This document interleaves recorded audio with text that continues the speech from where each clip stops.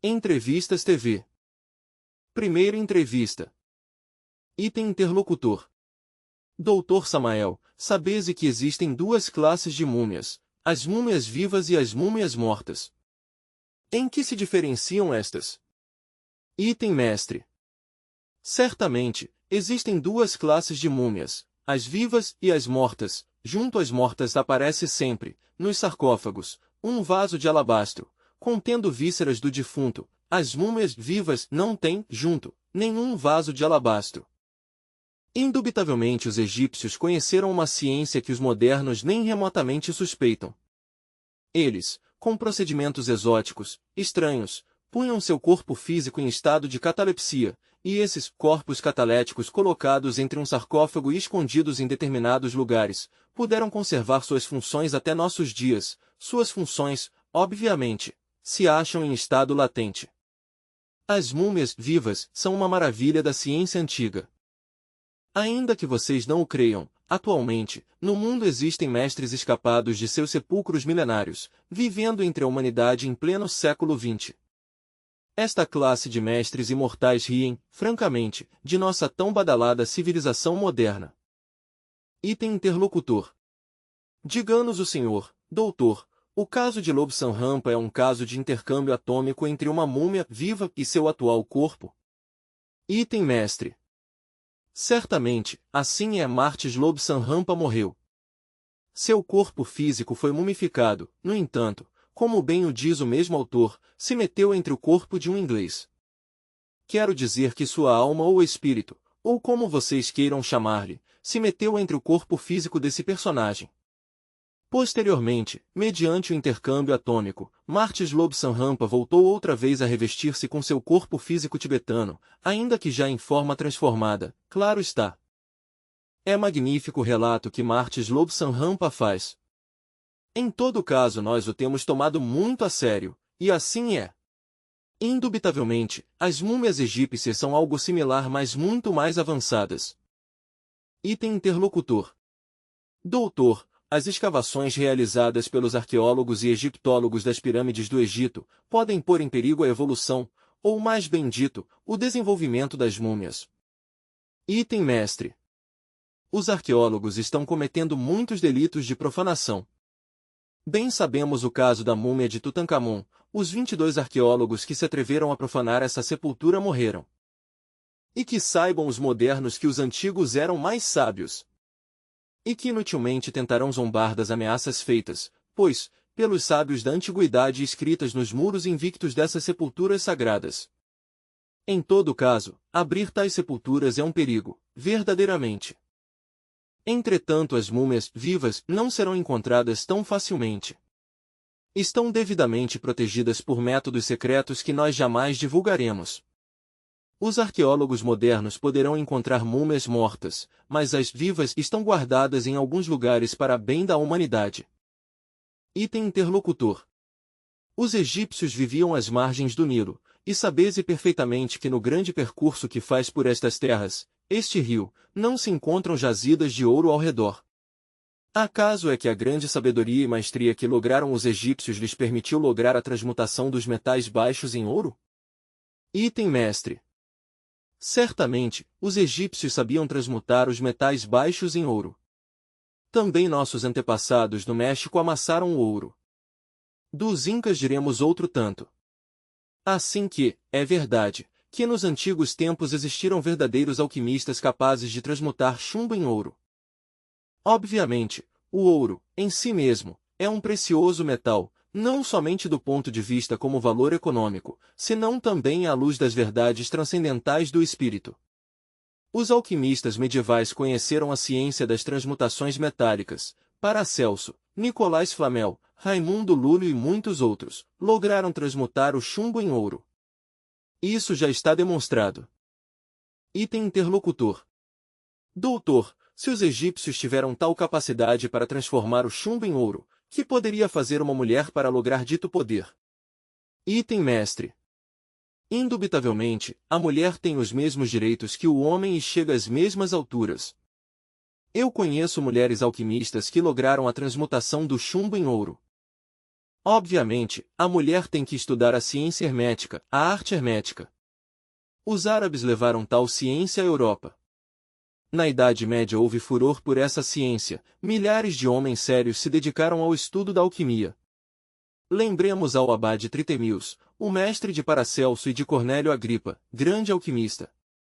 Assim também houveram outros deles muito famosos, como o Sr. Luís de Estizag e como o muito notável Conde Saint-Germain.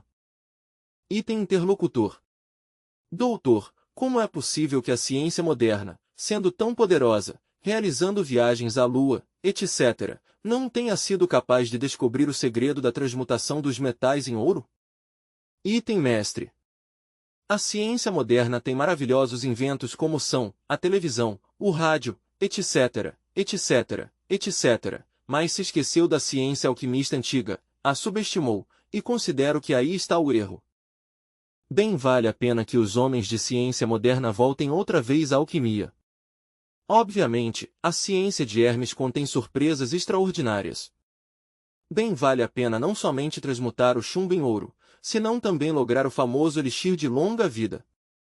Atualmente há quem inventa soros para alargar a vida, mas apesar de tudo, os homens mais famosos morrem rodeados de ilustres cientistas. Item interlocutor. Doutor, finalmente diga-nos, o que é a transmutação? Item mestre. Com o maior gosto vou responder a algo sobre a transmutação. A transmutação é a ciência maravilhosa que nos permite mudar uma substância em outra. Por exemplo, se transmutamos chumbo em ouro, aí há transmutação. Um pode transmutar, por exemplo, as forças maravilhosas do sexo em vontade, em consciência, em sabedoria, em amor, etc. Já Sigmund Freud na psicanálise se ocupa da transmutação sexual. Também é possível transmutar um metal em outro. Os cientistas, atualmente o fazem mediante a ciência atômica. Mas fazer ouro, atualmente, resulta mais caro que o legítimo.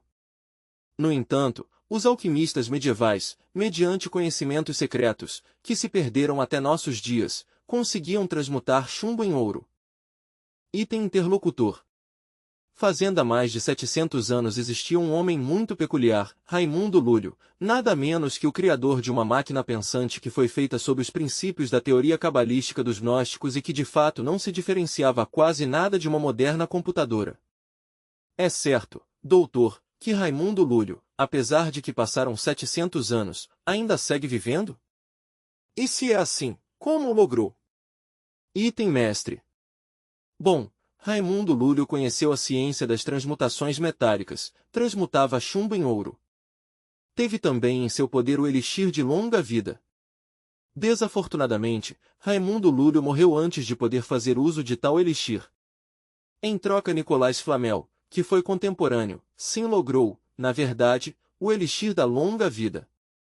Sua esposa Perenelle também o logrou, de maneira que este casal ainda vive todavia no Indostão e gozam de perfeita saúde, como declarara há pouco um derviche imortal na Turquia. Ah, pois, homens imortais, Nicolas Flamel foi um desses, Raimundo Lúlio, ainda que teve o segredo não o logrou, porque morreu antes de poder fazer uso de seu segredo. Nós, os gnósticos, conservamos esses secretos, e é óbvio que os ensinamos àqueles que demonstram amor verdadeiro pela sabedoria.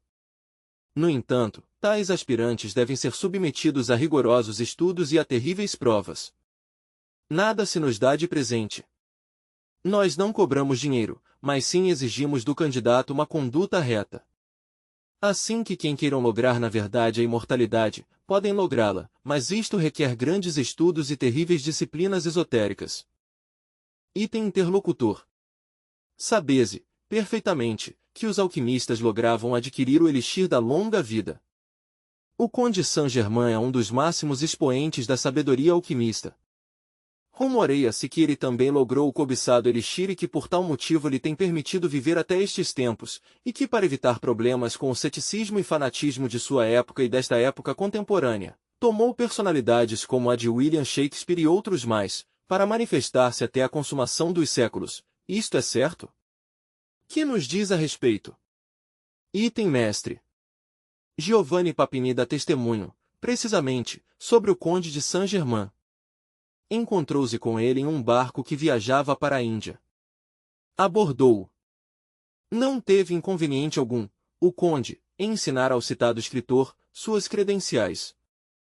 Em um porto da Índia tomou terra e um grupo de anciãos tibetanos lhe recebeu, o levaram para o Tíbete. Isto sucedeu por lá no ano 1939. Obviamente, o conde, antes da Segunda Guerra Mundial, visitou aos principais homens de Estado, na Europa, lhes aconselhou, lhes insinuou a ideia de desistir da guerra. Vive todavia o conde apesar dos inumeráveis séculos. Item interlocutor. Outro dos excêntricos alquimistas da antiguidade que se supõe lograram a eternidade ao haver encontrado a pedra filosofal, foi Nicolas Flamel. Que pode nos dizer o senhor a respeito? Item mestre. Bom, Nicolas Flamel, grande e sábio alquimista, gravou nos muros invictos do templo de Nossa Senhora de Paris, símbolos magníficos, alegorizando as distintas etapas da alquimia. Ele enriquecia a Europa com suas fundações e, no entanto, se conservava pobre. Nicolas Flamel tem sido, pois, um homem enigmático. Como já disse, vive na Índia atualmente, junto com sua esposa Perenelle, possui o elixir de longa vida e a pedra filosofal. A muitos poderá parecer-lhes exagerado o que estamos dizendo. Obviamente, esta classe de declarações estão fora do ambiente em que nos encontramos. Mas a verdade é a verdade e há que dizê-la custe o que custar. Item interlocutor. Doutor, também se diz que os derviches dançantes da Turquia foram outros grandes alquimistas. Diga-nos como trabalham eles e qual é a finalidade de trabalhar na alquimia? Item mestre. Há 30 derviches dançantes imortais na Turquia. Reúnem-se cada 20 anos nesse país. Eles, mediante a ciência da alquimia, conseguiram imortalizar-se. Todo alquimista é um mutante. O corpo do alquimista tem que passar por 3 etapas definidas. 1. Reencrudação. 2. Revitalização. 3. Mutação. Assim que qualquer alquimista autêntico é um mutante. Nós, os alquimistas, conhecemos a ciência da vida e a manejamos. A ciência oficial não conhece a ciência da vida, nós sim a conhecemos e podemos imortalizar-nos. Item interlocutor. Todos os mexicanos somos grandes amantes das corridas de touros, nem que digamos do amor que sentem por esta arte dos touros os potosinos. Lamentavelmente, ninguém conheceu qual é a verdadeira origem das grandes fainas com os touros. É bom que de uma vez por todas fique esclarecido que o arte taurino não é algo mecânico, senão algo transcendental. Doutor Samael Aunveor, que luz pode nos dar o senhor sobre este tema? Item mestre. Em nome da verdade temos que afirmar que tal arte é antiquíssimo. Já no templo de Netuno, da submersa Atlântida, se realizava o toureio. Então resplandeciam na arena os 12 signos zodiacais. As multidões, todas, contemplavam a régia arte. Aí há um simbolismo extraordinário. Os aprendizes são na realidade os picadores, os companheiros estão representados pelos bandarilheiros, e o mestre que logrou eliminar de sua natureza psicológica todos os defeitos psicológicos, isto é o ego animal, está perfeitamente simbolizado pelo toureiro. Assim que esse arte é maravilhoso. Antes de entrar na arena, o toureiro com sua roupa de luzes maravilhosas, se ajoelha humildemente ante sua virgenzinha. Não é demais lembrar que os antigos toureiros do deus Netuno rendiam sempre culto à sua mãe divina. Assim, pois, se conserva por tradição tal procedimento e isso faz do toureio uma obra maravilhosa. Item interlocutor. Que extraordinário e que maravilhoso é o significado que acaba de nos dar do arte taurino, doutor, gostaríamos que nos seguisse conversando sobre isto, item mestre. O esoterismo taurino é portentoso. Os grandes sábios dos tempos idos escreveram preciosas obras sobre o esoterismo taurino. Indubitavelmente, o touro alegoriza ao ego animal, isto é, ao eu da psicologia experimental que todos levamos dentro, e que é um manojo de desejos, paixões, ódios, etc., etc., etc. As vestimentas do toureiro são também altamente simbólicas. A espada, por exemplo, representa a vontade que necessitamos para dominar-nos a nós mesmos, para controlar nossas paixões animais. A capa vem a representar, em forma enfática, a sapiência, a sabedoria e em geral tudo o que existe, pois, na arte taurina, resulta profundamente alegórico. O esoterismo taurino nos levava à sapiência. Segunda entrevista. Item interlocutor. Muito se tem escrito em revistas como Dúvida, Testemunhos do Insólito, e outras mais que circulam na atualidade, dando uma grande variedade de explicações e até contraditórias afirmações sobre o enigma da esfinge egípcia. Diga-nos o senhor, doutor, como conhecedor destas ciências antropológicas, qual é o enigma que encerra a esfinge? Item mestre. Interessante pergunta. A esfinge, certamente, simboliza os grandes mistérios esotéricos da antiguidade. Item as garras do leão representam o fogo, item as asas representam o ar, item a cabeça de homem representa a água, item as patas do touro representam a terra. Antigamente, a esfinge estava coroada com uma coroa de 9 pontas para simbolizar a novena esfera, isto é, os mistérios do sexo. No fundo, a esfinge representa os mesmíssimos mistérios do sexo. Indubitavelmente, a esfinge foi trazida da Atlântida. Se lhe usou na Universidade de Acaldana, esteve no sul da África, que antigamente se chamava Grabonci, e posteriormente se lhe estabeleceu, definitivamente, no Egito. O Colégio da Esfinge se dedica aos mistérios esotéricos da natureza e do cosmos, por isso é grandioso o Colégio da Esfinge. Nostradamus se diz que estudou no Colégio da Esfinge. Todos os sábios da antiguidade conheceram tal colégio. A esfinge representa os poderes elementais da natureza.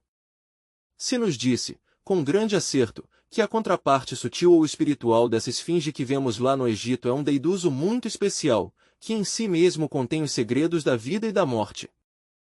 Sob a esfinge existe um templo secreto no que estão os 22 arcanos do tarot. A porta de entrada, muito raros são os que a conhecem. Bem vale a pena que estudemos sempre os mistérios da esfinge.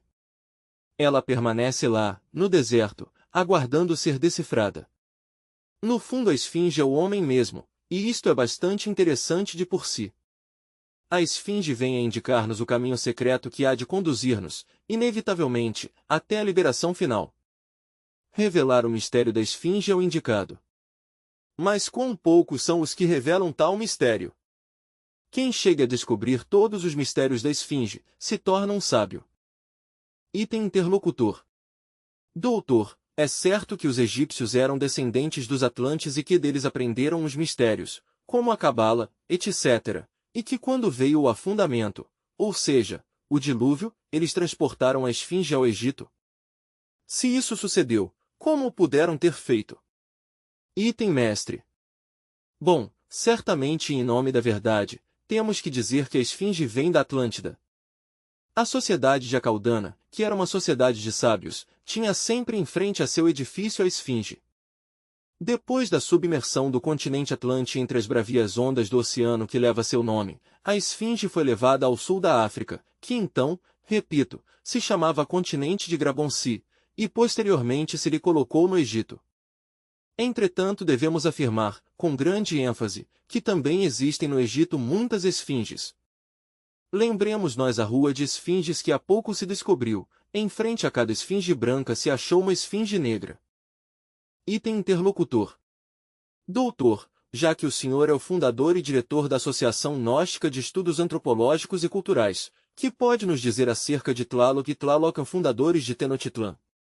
Item mestre. Certamente, nós os mexicanos temos aqui, em nosso país, verdadeiros portentos de sabedoria antiga. Indubitavelmente, Tlaloc, o deus da chuva, é um deiduso que certamente existe. Mas sua verificação só pode ser realizada por sujeitos que hajam desenvolvido centros superiores do ser, isto é, a clarividência, a intuição, a clareaudiência, etc. Tlaloc, para os esoteristas, vive normalmente no mundo das causas naturais. O Tlalocan é precisamente um paraíso molecular, existente na quinta coordenada. Os antigos bem sabiam de tal paraíso. No Tlalocan estão as criaturas das águas, que obedecem a Tlaloc. Quero referir-me aos elementais das águas citados por Filipe Teofastro Bombasto de Oenhem, Auréola Paracelso. Assim, pois, que todos esses deidusos de nosso país têm existência real, no fundo vêm a simbolizar exatamente o mesmo que as deidades cristãs. Lembremos que no cristianismo temos anjos, arcanjos, serafins, etc., etc., etc. Assim também, nossos antepassados tinham suas cortes angélicas. Inquestionavelmente, todos os deidusos de nossos antepassados eram anjos, são os mesmos anjos do cristianismo. Bem vale a pena que reflitamos em tudo isso. Quanto a outros personagens, há que refletir um pouco. Quetzalcóatl, por exemplo, é o Cristo mexicano, um homem que encarnou em si mesmo o Verbo, a palavra, uma viva representação do Deus interior profundo. Fala Zenos também da grande Tenochtitlã. Indubitavelmente, que Huitzilopochtli foi o fundador esotérico da grande Tenochtitlã. Huitzilopochtli é como um arcanjo para os antigos. E quanto a nós, membros da Associação Gnóstica de Estudos Antropológicos e Culturais, lhe seguimos no fundo lembrando com grande amor, isto é, lhe rendemos culto em nosso coração. Item interlocutor. Diz uma frase muito comum e muito conhecida por todos, que foi primeiro, o ovo ou a galinha? Esta frase se relaciona com a seguinte pergunta: dizem que os maias e os astecas foram os iniciadores das civilizações grega, China, egípcia, também, inclusive, a tibetana. Se é este o caso, é uma realidade ou é o caso contrário, que estas civilizações vieram a formar a nossa? Item mestre. Bom, está interessante a pergunta. Para meu modo de ver e de entender, os maias têm suas raízes no continente submerso Atlante, enorme continente que outrora existira no oceano que leva seu nome. Os maias, então, tiveram uma poderosa cultura. Antes da submersão desse velho continente, acontecida com o famoso dilúvio universal, citado em tantas escrituras religiosas, os maias emigraram, já para o Tíbete, já para a Índia, já para o Egito, já para a Guatemala na América Central, ou Yucatán, etc. Assim, pois, os maias foram grandes civilizadores. Não é demais lembrar que algumas pirâmides que atualmente existem no Egito são de origem maia. Tampouco é demais lembrar que aquelas palavras solenes que o grande Kabir Jesus, o Cristo, pronunciara no Gólgota, Eli, Eli, lama sabachthani, são maias. Traduzidas exatamente ao espanhol, por qualquer índio maia, querem dizer, me oculto na pré-alva de tua presença. Jesus, o grande Kabir, aprendeu o maia no Tíbete. Não devemos esquecer jamais que o Naga-maia tibetano tem o mesmo alfabeto. No Tíbete se conhece o maia como Nagã. Assim que os maias foram sempre os grandes civilizadores e sua origem é Atlante, possuem uma sapiência única. Hoje por hoje, a sabedoria dos maias se encontra em segredo, se cultiva no silêncio da noite. Em um futuro, tal sabedoria será entregue à humanidade. Indubitavelmente, o continente Atlante teve poderosas civilizações. Os maias representam no fundo a esse grande continente. A sapiência dos maias se ocultou entre os mosteiros tibetanos, ou nas pirâmides do Egito, ou de Yucatán.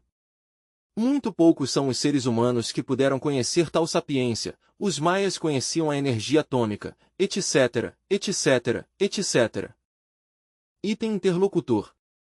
O mundo, desde o ponto de vista da física, se desenvolve fundamentalmente sob a lei do 3, isto é a força negativa, a força neutra e a força positiva. Tem a ver isto com os fenômenos cósmicos, Dr. Samael? E outra pergunta, existe outra lei cósmica mais superior que a lei do 3? Item mestre. Em realidade a lei do 3 é fundamental. Não devemos esquecer que o Santo Triamazicamo, isto é, a lei do 3, se expressa em três formas, positiva, negativa e neutra. No átomo existe a força positiva, a negativa e também a neutra. Para que haja criação se necessita que as três forças coincidam em um ponto dado, do contrário a criação seria impossível. Assim, pois, a lei do 3 pode criar. Mas para que exista um cosmos organizado se necessita a lei do eterno Aptaparapardhinot, isto é, a lei do 7. O 3 cria e o 7 organiza. Mas além das leis do 3 e do 7, pois, há muitas outras leis. No fundo a lei do 3 advém da única lei, que é a do Logos Criador, a do Eterno Pai Cósmico Comum. Assim que bem vale a pena compreender o que é a lei do 3. As gentes subestimam muito a terceira lei, o santo conciliar ou a força neutra, e essa força há que aprendê-la a manejar quando se quer neutralizar as influências perigosas. As forças positiva e negativa são maravilhosas, elas se unem para criar, mas a terceira lei as concilia e então, se realiza a criação. O homem representa a força positiva, a mulher a força negativa, a terceira força, a do Espírito Santo concilia as duas e então se realiza uma criação. Mas tudo tem que desenvolver-se dentro da lei do 7, isto é, o 3 cria e o 7 organiza. Indubitavelmente, a humanidade está muito longe de saber qual é o modus operandi da lei fundamental 3. Em todo caso o Pai é o 1, o Filho o 2, o Espírito Santo o 3. São como dizem as Sagradas Escrituras, 3 pessoas distintas e um só Deus verdadeiro. Deus no fundo é a única lei. Mas para expressar-se necessita derivar-se em 3 aspectos que são criadores. O Santo Triamasicamo, indubitavelmente, jamais fica engarrafado nos mundos, nunca. Entretanto pode criar e sempre criará. Item interlocutor. Conhecemos perfeitamente alguma destas coisas, imagino que igual sucede aos telespectadores. O Senhor falou há um momento sobre a lei dos 7. Existem 7 planetas. Fundamentados na frase de Hermes Trismegisto. O que é acima é abaixo. Como atuam estes 7 planetas sobre nós? Item mestre. Bom, obviamente existem 7 planetas bem conhecidos na astronomia. Mas dentro de nossos estudos esotéricos, nos interessam, mais bem, os planetas psicológicos. Tal como é acima é abaixo, o microcosmos é análogo ao macrocosmo. Em nós, em nosso interior, em nossa psique, temos a viva representação dos 7 planetas. Entretanto, existem transmutações metálicas durante o trabalho de autorrealização íntima do ser. O velho dos séculos, Saturno, deve converter-se no menino, a Lua, o Júpiter tonante que levamos dentro deve transformar-se, realmente, no Mercúrio dos sábios, na inteligência, na sapiência. Quanto ao guerreiro belicoso, Marte, deve converter-se em nós no Vênus do amor. No centro fica sempre o Sol, como doador de toda a vida. Assim, pois, dentro de nós devem verificar-se certas transmutações metálicas importantes na alquimia. Item interlocutor. Um dos escritores mais famosos, esotéricos, tem sido Lobsang Rampa, que tem escrito sobre a viagem astral. Todas as juventudes atuais o comentam muito, mas falam somente da parte prática e vivencial. Doutor, queríamos perguntar-lhe, que nos esclareça definitivamente, se a viagem astral é algo intelectual ou é algo eminentemente prático. Item mestre. Com o maior gosto contestarei, certamente, a viagem astral é uma realidade, como diz Martis Lobsang Rampa. O homem autêntico, inquestionavelmente possui um corpo astral, este é um corpo maravilhoso, extraordinário, e sabe usá-lo à vontade. A parte prática desta questão é muito fácil. A Xandose em estado de transição entre vigília e sonho, somente pode levantar-se de seu leito com grande naturalidade, então verá, com assombro, que o corpo físico fica na cama, dormido. Já fora da forma densa, pode viajar através do espaço, dirigir-se a outro planeta, investigar os mistérios da vida e da morte, pôr-se em contato com os seres inefáveis, etc., etc., etc. Em todo caso, o importante seria aproveitar o estado de transição existente entre a vigília e o sonho, e ao levantar-se, fazê-lo com grande naturalidade. Não se trata de levantar-se mentalmente, ou intelectualmente, como dizes tu, senão, realmente, o que estou dizendo deve traduzir-se em fatos. Obviamente, durante o estado de transição existente entre vigília e sonho, as conexões que unem o corpo astral ao corpo físico ficam soltas, e portanto ao levantar-se, nesse momento, se produzirá o desprendimento do astral. Este, livre, pode viajar através do espaço e dentro dele mesmo, indubitavelmente, estará a consciência. Assim, pois, conscientemente podemos viajar através do espaço estrelado. Isto é muito fácil, é questão unicamente de prestar atenção ao estado existente entre vigília e sonho, isso é tudo. Item interlocutor. Outra pergunta mais há com relação a tudo isso. Sabese, perfeitamente, que a viagem astral se realiza no mundo dos sonhos. Bom, sabendo isso, também nos perguntamos, nestes momentos, aonde vão ou foram esse grupo de pessoas que desapareceram no Triângulo das Bermudas, ou famosamente conhecido como o Triângulo do Diabo? Vão ao plano astral ou mundo dos sonhos, ou a que lugar se dirigem especificamente? Item mestre. Bom, antes de tudo, devemos reconhecer que existe a quarta vertical, a quarta dimensão. No citado triângulo, pode um perder-se na quarta vertical, isto é, nesse triângulo, por ti citado. Alguns aviões têm perfurado a quarta dimensão, ou melhor dito, entraram na quarta dimensão. Em todo caso, essa é uma porta para entrar na quarta dimensão. O que penetra por tal porta, ostensivamente fica vivendo na quarta vertical. De modo algum devemos nos surpreender-se. Afirmamos, enfaticamente, que na quarta dimensão existe uma humanidade completamente paradisíaca. Isso é certo, ainda que os céticos não creiam nestas coisas, mas que importa a ciência e que a nós. Item interlocutor. Doutor, finalmente, tenho observado minuciosamente que tanto as esculturas maias como os astecas ressaltam constantemente o simbolismo da serpente. Como vê a antropologia agnóstica este símbolo sagrado das civilizações da Mesoamérica? Item mestre. Certamente, que o símbolo da serpente é universal. Não é demais lembrar que no mesmo Tíbete temos a serpente emplumada, obviamente a serpente é sagrada, representa a sabedoria divina. Indubitavelmente dentro de cada ser humano existe a energia criadora. Esta energia tem que subir pela espinha dorsal até o cérebro. Tal energia tem poderes extraordinários e ela assume ante o clarividente uma forma completamente serpentina. Se a gente aprendesse a transmutar sua energia criadora, se transformaria totalmente. A serpente sagrada nos dá a sabedoria. A sabedoria da serpente é poderosa. Se diz de Quetzalcóatl que era uma serpente de sabedoria. Os hierofantes antigos da Caldeia, da Pérsia, se chamavam a si mesmos serpentes. Vota assegura, em forma enfática, que ele entrou por um buraco dentro do interior da terra, diz que entrou por uma passagem secreta, por onde somente podem entrar as serpentes. Vota mesmo exclama dizendo, sou uma serpente. Assim também exclamam os celtas, e os druidas. Assim que a serpente é o poder ígneo, flamígero, que está relacionado intimamente com o sexo e que os indostanes chamam Kundalini. Sobe pelo canal medular espinhal do asceta agnóstico até o cérebro. Quando caminhou pela senda da mais perfeita castidade, então resplandece maravilhosamente dentro da aura do universo. A serpente tem poder para dar-nos a sapiência. Terceira entrevista. Item interlocutor. Poderia nos dizer o senhor, Dr. Samael Aunveor, o que é a entropia? Item mestre. Certamente, a entropia é um processo desordenado, involutivo.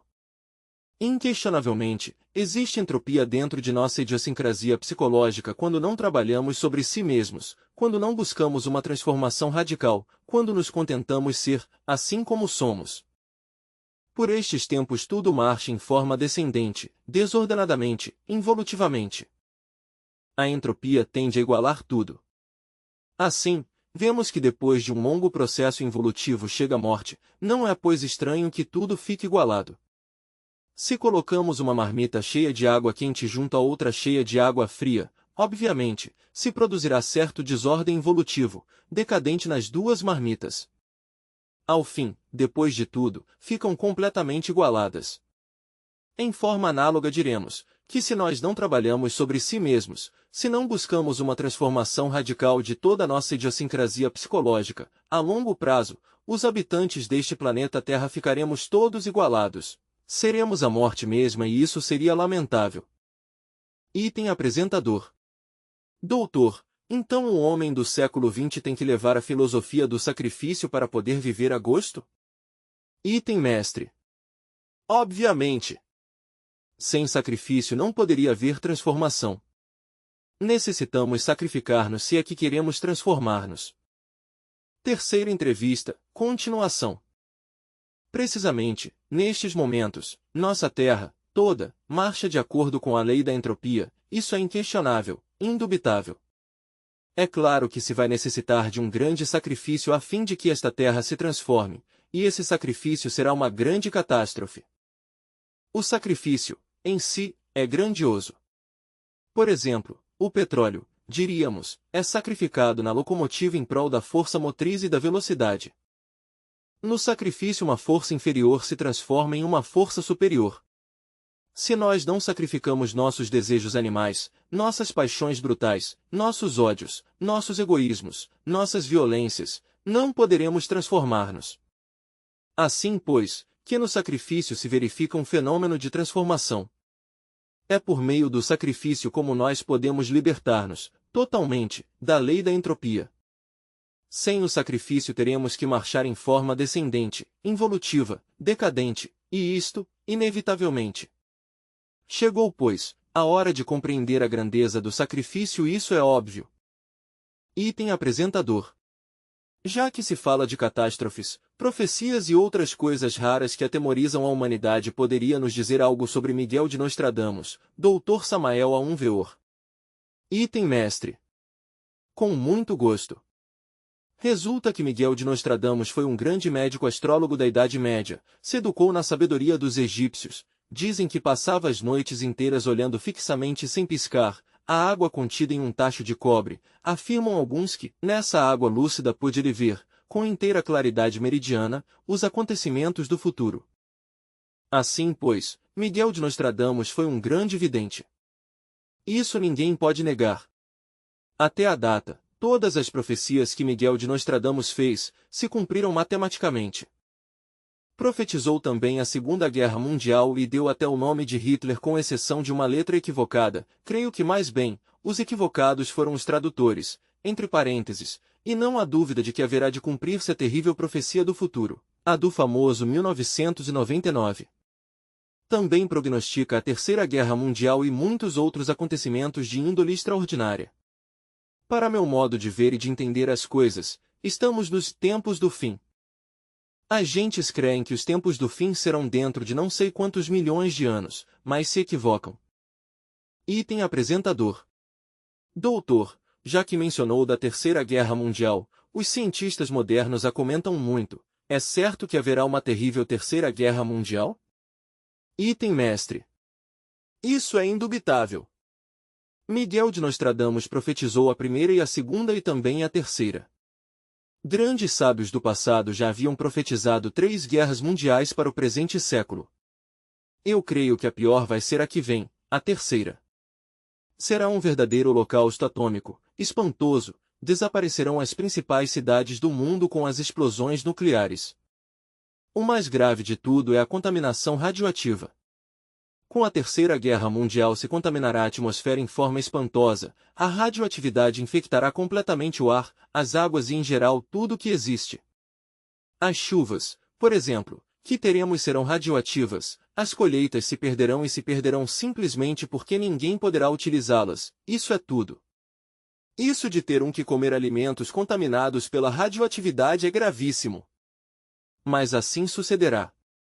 Não há dúvida que esta Terceira Guerra Mundial está às portas.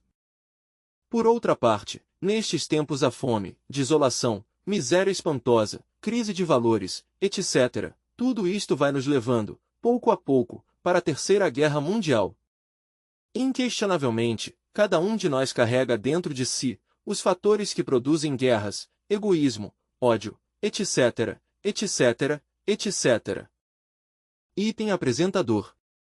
Poderia nos dizer, Dr. Samael A. Veor, como vão intervir nesses momentos de crise mundiais, agora que se fala tanto dos extraterrestres, se eles vão intervir em nosso favor ou pelo contrário vão ajudar mais a nossa destruição?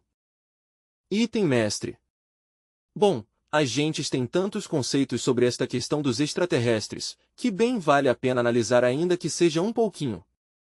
Em nome da verdade diremos que os extraterrestres existem, ainda que os céticos duvidem. Isto dos extraterrestres está já completamente demonstrado. Agora, no que a mim toca, terei que lhes dizer que a mim me consta a existência dos extraterrestres, porque eu estive em contato pessoal, no Distrito Federal, lá no Deserto dos Leões, com uma nave de viajantes intergalácticos. Nunca contei estas coisas. Porque não vejo motivo como para estar relatando esta história a todas horas. Agora bem, o que sim quero lhes dizer a vocês, em forma enfática, é que eles querem nos ajudar, e não tem nada de estranho que tenham que intervir no momento em que nós nos precipitemos no grande holocausto atômico. Eles sempre ajudaram a humanidade. Sulcam o espaço por todas as partes, não é a primeira vez que nos visitam, sempre nos visitaram e sempre nos seguirão visitando. Indubitavelmente não podem nos deixar abandonados, terão que intervir para nos ajudar. São homens no sentido mais completo da palavra, mas homens verdadeiros. Faço certa ênfase nesta afirmação, porque sucede que nós os terráqueos somos mais bem animais intelectuais, e isso é tudo. Item apresentador. Doutor, falaze muito do planeta Hercólobos, ou planeta vermelho, chamado assim pelos cientistas, é certo que este planeta chocará com a Terra? Item mestre. Bom, o que o senhor está dizendo está já devidamente comprovado em todos os observatórios do mundo. Mas quero esclarecer que o choque será de tipo eletromagnético. Não é um choque físico, de massas. Mas é claro, que se o planeta Hercólobos passa demasiado perto de nosso planeta Terra, tem que produzir-se uma catástrofe. Sucede que o Hercólobos é um mundo gigantesco. Poderíamos asseverar que é várias vezes maior que Júpiter, o titã de nosso sistema solar, e ao passar perto de nosso mundo, terá que produzir uma revolução dos eixos da Terra, então, os mares mudarão de leito, e as terras atuais se submergirão entre o fundo mesmo do oceano. Mas antes que venha a catástrofe esta, da revolução dos eixos da Terra, o fogo entrará em atividade. Indubitavelmente, conforme Hercólobos se vá aproximando, o fogo líquido que existe no interior de nosso mundo saltará à superfície, e então, aparecerão vulcões em erupção por todas as partes acompanhados de fortes terremotos, e cairão todas as grandes cidades do mundo, Nova York, Paris, Londres, Buenos Aires e até nosso querido Distrito Federal no México, nada se salvará da hecatombe. Os que não creiam, pois que não creiam, fatos são fatos e ante os fatos terão que se render. Assim, pois, que Hercólobos se aproxima e já está à vista de todos os observatórios do mundo, já existem mapas estelares onde se nos mostra a órbita de Hercólobos, pertence a um sistema solar chamado Tailo, e é óbvio que terá que passar muito perto de nós. Tal mundo é demasiado gigantesco e tem que produzir em nossa Terra terríveis convulsões. Assim, pois, Hercólobos trará o duelo do fogo e da água dentro de nosso mundo e tudo que atualmente existe deixará de existir dentro de pouco tempo. Que as gentes não creiam, que se riam, que importa a ciência e que a nós. Escrito está, que, o que Hiduque desconhece está no caminho de ser idiota. Esta é uma terrível afirmação. Assim, pois, em nome da verdade, tenho que lhes dizer a vocês que Hercólobos está perto. Item apresentador. Poderia nos dizer o senhor, Dr. Samael Aunveor, em base aos seus posicionamentos, pois, verdadeiramente interessantes, em que consistirá a catástrofe mundial do ano de 1999? Item mestre. Bem vale a pena contestar esta questão. Indubitavelmente diz Miguel Nostradamus, famoso astrólogo, que quando Hercólobos se aproxime, se verão no céu como dois sóis. E isto alarmará as multidões. Com a aproximação de Hercólobos a gente se porá excessivamente nervosa. Obviamente, as ondas eletromagnéticas de tal mundo são poderosas, quando isto for, já a Terceira Guerra Mundial terá passado. Então nosso planeta por esses tempos estará muito carregado de radioatividade. Diz Miguel de Nostradamus que, com a chegada de Hercólobos, tudo que atualmente existe deixará de existir.